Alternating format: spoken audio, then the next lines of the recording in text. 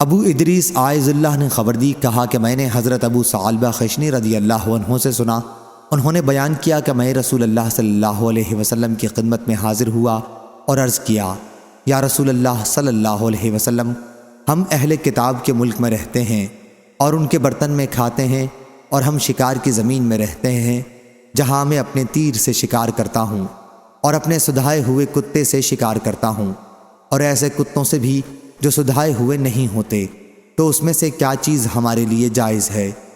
آپ نے فرمایا، تم نے جو یہ کہا ہے کہ تم اہل کتاب کے ملک میں رہتے ہو اور ان کے برتن میں بھی کھاتے ہو، تو اگر تمہیں ان کے برتنوں کے سوا دوسرے برتن مل جائیں تو ان کے برتنوں میں نہ کھاؤ، لیکن ان کے برتنوں کے سوا دوسرے برتن نہ ملے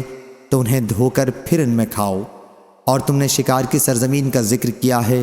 تو جو شکار تم اپنے تیر سے مارو اور تیر چلاتے وقت اللہ کا نام لیا ہو تو اسے کھاؤ،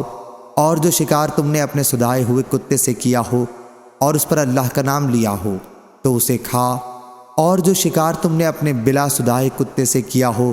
اور اسے ذبح بھی خود ہی کیا ہو تو اسے بھی کھاؤ۔ صحیح بخاری حدیث نمبر 5488۔